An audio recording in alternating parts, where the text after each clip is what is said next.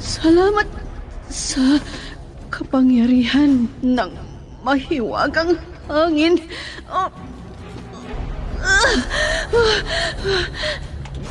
Nandito na ako sa kuweba. Aray ko! Manganganak na ako!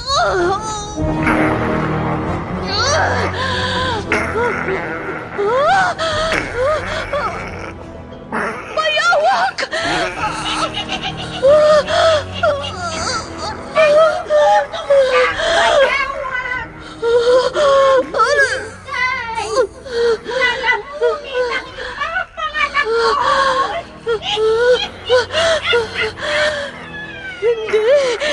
Hindi ko ipahihintulot. Bathala ng hangin! Iligtas mo ang lahi mo!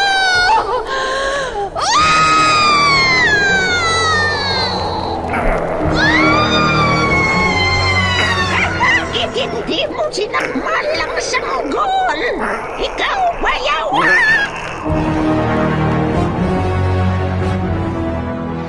Immortal.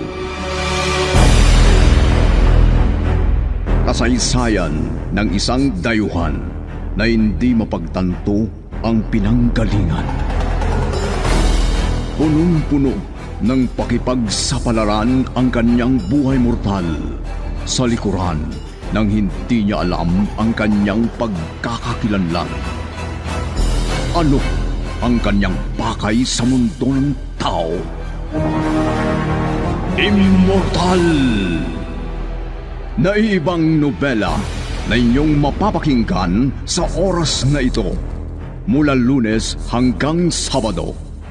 Nobela at sa panulat ni Leti Astudillo Aquino at sa direksyon ni Lubimin Aquino Sr. Mula sa Lovelet Artist and Talent Center Drama Productions, handog sa inyo ng #1 and most trusted radio network in the country, Bombo Radio Philippines. Basta Radio Bombo! Immortal!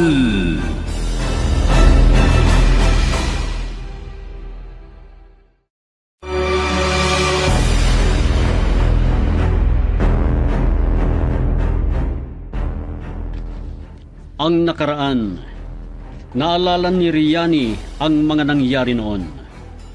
Kung paano dumating si Ammar sa buhay niya. At minsan pa, napatanong siya sa sarili niya kung saan ba nagmula si Ammar at kung sino ang tunay na magulang nito. Samantala sa farm, tinawagan ni Gadon si Ador at sinabi nitong may mga taong darating na naman sa farm. Dumating ang mga lalaking kahina-hinalang kilos. May dala-dala silang nakasako na hindi alam ni Ador kung ano ang laman. Nagpatuloy si Ador sa paghahanda ng pagkain nila nang bigla siyang sabihan ng mga lalaki na sumama raw siya at tingnan ang mga alaga niya. Papunta na sana si Ador sa pwesto ng mga unggoy nang makita niyang nagtungo ang mga miron sa kinaroroonan ng buwaya. Agad bumalik si Ador dahil kabado siya at balak na namang gawan ng masamang buwaya. Laking gulat niya at parang busog na busog ang buwaya. Nagtawanan lang ang mga lalaki nang tanungin niya kung ano ang ipinakain nila nito. At ngayon, narito ang karugtong ng nobelang pinamagatang Immortal.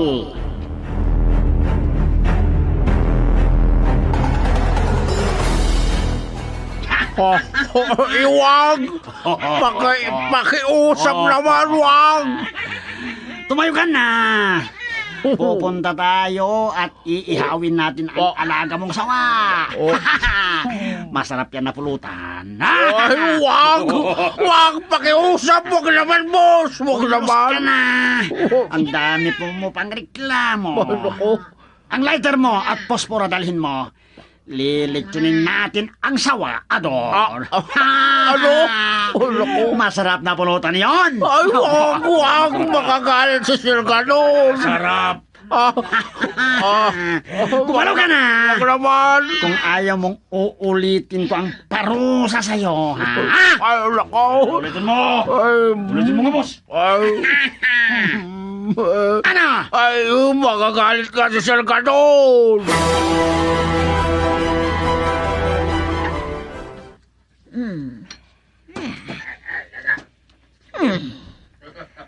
Mga loko niyang taong katulong. Sino kaya yung mga kasama niya?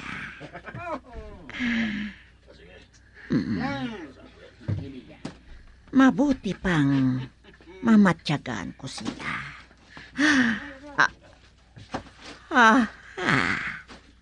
Ang mga meron pala yan. Anong ginagawa niyo rito sa farm?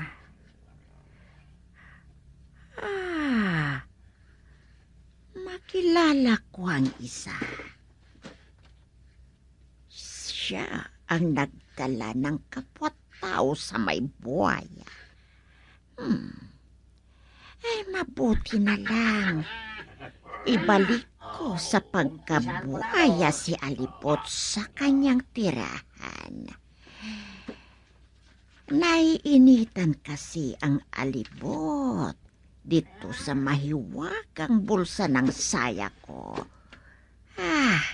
Ang lokong alibot. Ano pang hinihintay mo, Ador? Tirahin mo na yung buntot. Hindi ka dyan lilingkisin yan. Naman. Anong sabi niya? Tirahin mo na. Yung sawa ang tinutukoy nila. Maghanda ang mga yan. Ano? Takot ka ba? Wag. Magkakate na lang ako ng maraming unggoy. Marami akong alagang unggoy. Wag lang yung sanga. Yang sawang gusto namin. Ang dami mong arte. Mag-asawa yan eh. Wala pa silang anak. Tapos... Ang sigura ako. Hindi ako makahinga. Gusto mo bang dagdagan ko, ha? Hindi. O sige. Bubuksan ko yung screen ng kulungan. Ayan! Ha, marunong ka pa rin sumunod, loko. Pagbibigyan ko sila. Bahala na si Inay. Dabla sa kanila. Parma!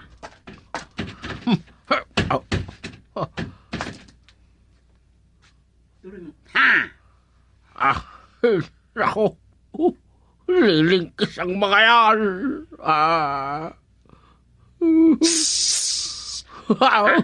Hay! Hulin mo na, Ador! Hay! Papalabas na sila! Lilingkis ang mga yan. Oh, delikado, delikado! Delikado! Bahala na kayo dyan! Hay! Hay, Ador! Bumalik ka! Hay! Hoy kayo! Harangin niyo siya! Harangin niyo ang mga sawa para di makatakas! Sumampa! Nilingkis na si Bitog! Delikado!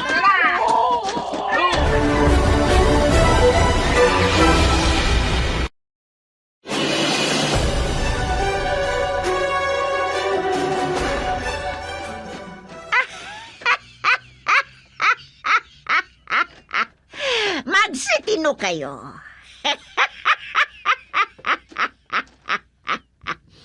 Hindi lang iisa ang ikabubusog ni Buhaya Komando. Pero hindi pa tapos yan.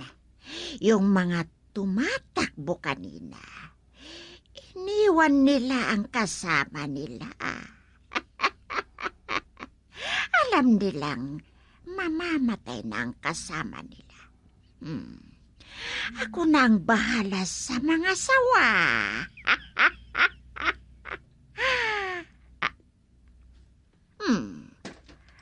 Hoy!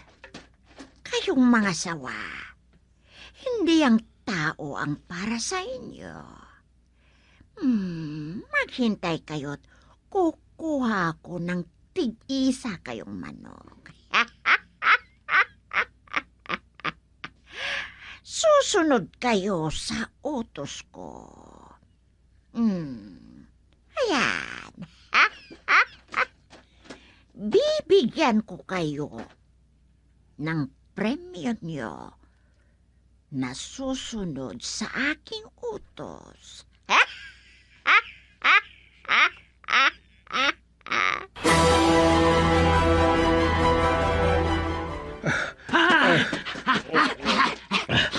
Nasaan na ang isang kasama nyo? Liningkis ng sawa. Ay, nako, kasalanan nyo din kasi. Anong kasalanan? Gusto mo bang makatikim sa akin? Tama na. Parang awa nyo naman. Huwag nyo na akong sasaktan. Ay ka. Naku, magagalit si Sir Ganon pag dumating siya rito. Kawawa na naman akong mapaparusahan. Bustarog! Alis na tayo rito! Tingnan nyo si Bitog. Kung ano nangyari sa kanya. Hindi kayang lunugin ng buo ng sawa ang bangkay niya. Bilisan mo, buhaya. Itangay mo na yung tao at itago mo.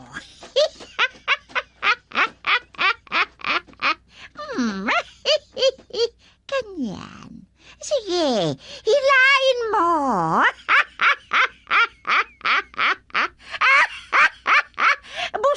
Busog ka naman ngayon.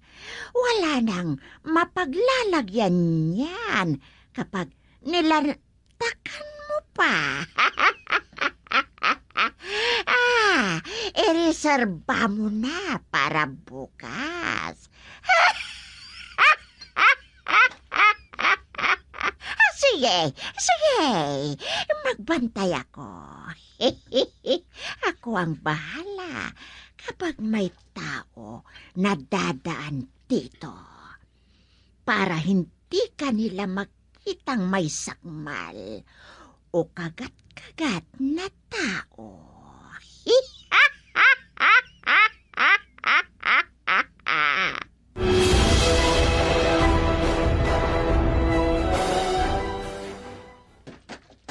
Ador, anong nangyari dito sa farm?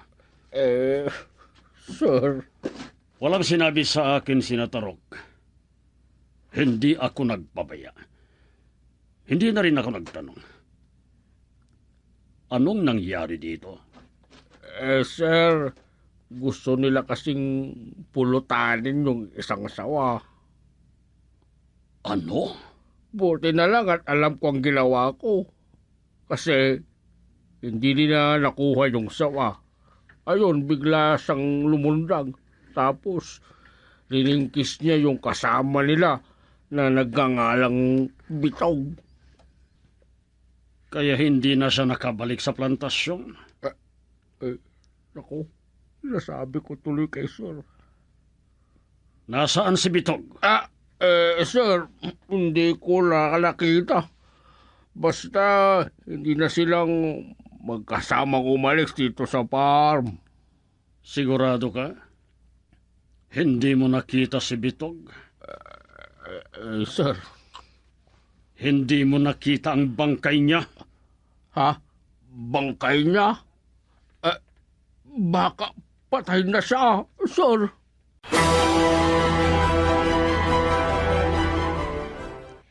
Kung pinulbos ng bakli yung tao, ano sa tingin mo ang nangyari, Ador? Hindi naman ako namatay nung liningkis ako ng sawa. Marahil, gano'n din naman si Bitaw. Pero hindi ko lang alam. Hindi ko naman kasi nakita ang bangkay niya. Oh, bakit ka tumatawa? Ay kung ganon, ibig mong sabihin, buhay pa yung tao? Oo, gaya ng sinabi ko. Wala naman akong nakitang bangkay. Kung ganon, hanapin mo si Bito. Dahil yan ang bilin ng matapang mong amo. Sino ba naman ang nakakasiguro na hindi talaga pinatay ng sawa yung pulubing yun?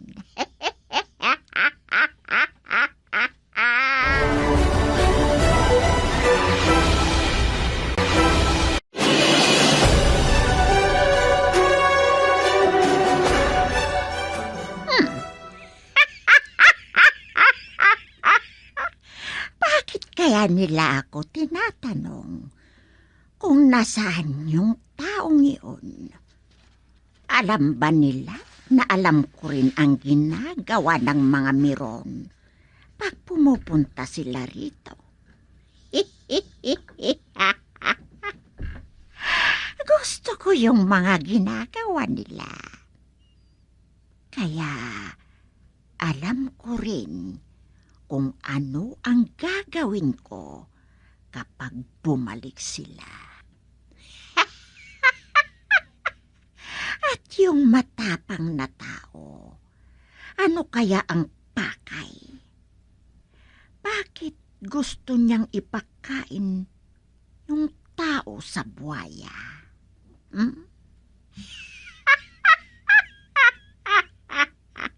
Bakit nila gustong pumatay ng tao?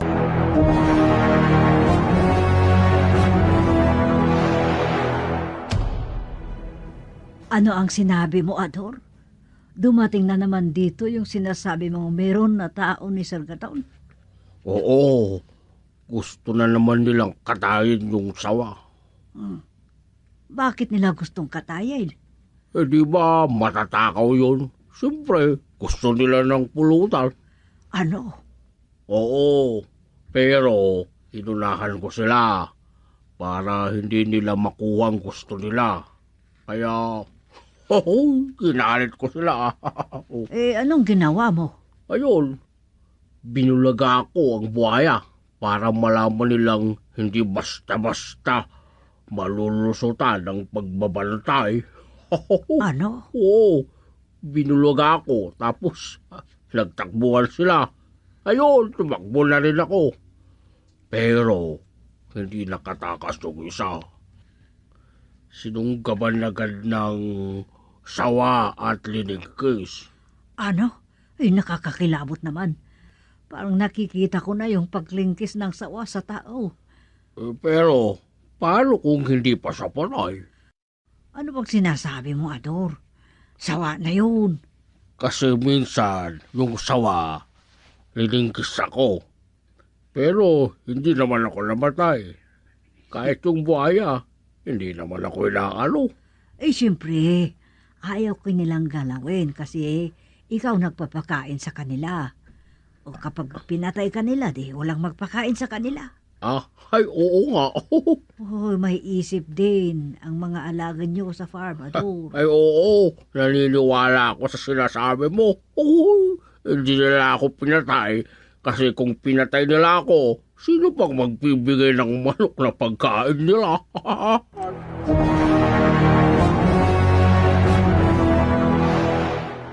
Ay, nagpapanik na si Sir Gadon.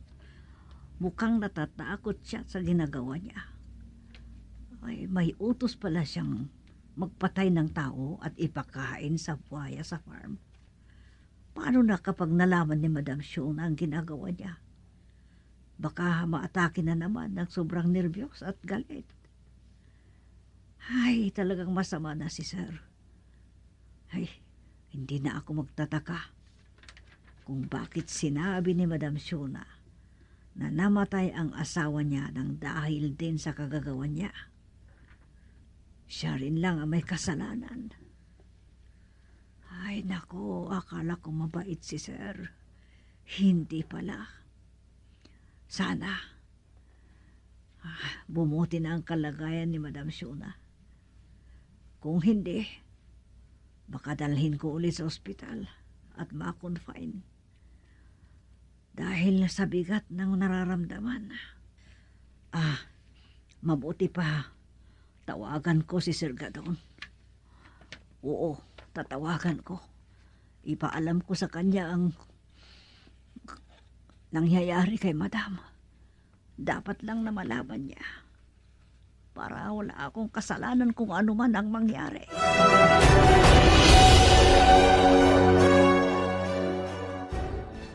Andito na ako, buhaya!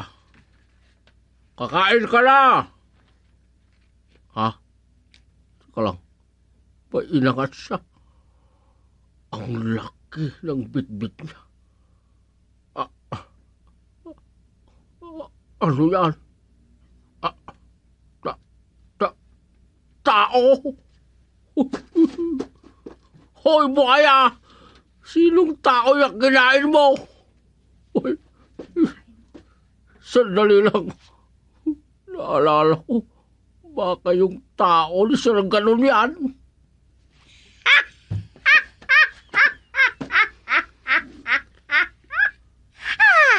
Nakita mo rin pala, Ador, tao? Narito ka? Oh, Hindi ba hinahanap mo yung pinagbilinan sa'yo? Yung taong yun? Ayun! Ayan yun! Pinapak na ng buhaya! ay, nakakakilabot naman to. Tao ang nilalansa ka ng buhaya. Pasalamat ka. Hindi ikaw ang kinakain niya.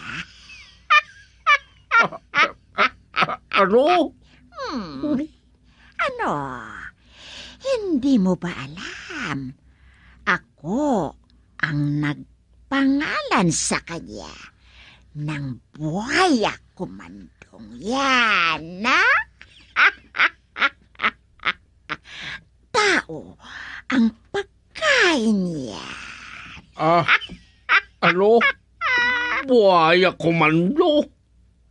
Oo. Ako ang nagpangalan sa kanya ng buhaya kumando. Buhaya komando? At maswerte si buhaya komando dahil sa inyo, kayong mga tao. Dahil lumalaki siya nang lumalaki. Ang ibig mong sabihin, inaalagaan mo talaga ang buhayang yan? Bakit hindi ka sumasagot, panikatawa? Inadabla. Umalis ka na at magpahinga. Busog na busog yang buhayang pagkain mo sana. Matutulog na yan.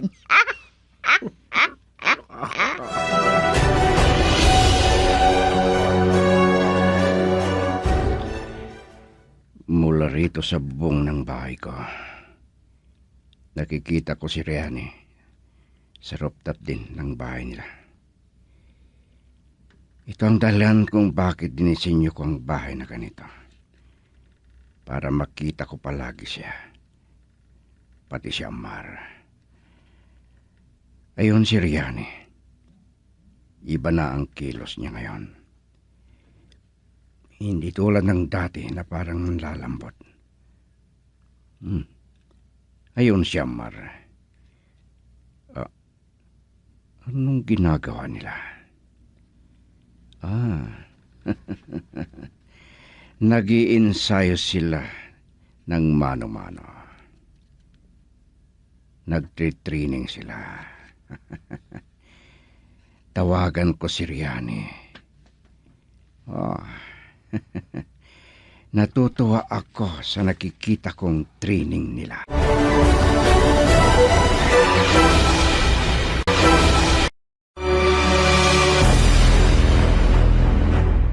Ano pa ang susunod na mangyayari? Mga kaibigan, pakinggan bukas ang karugtong ng ating kwentong pinamagatang Immortal. Inihahandog sa inyo ng #1 and most trusted source of news and information, Bombo Radio Philippines. Basta Radio, Bombo!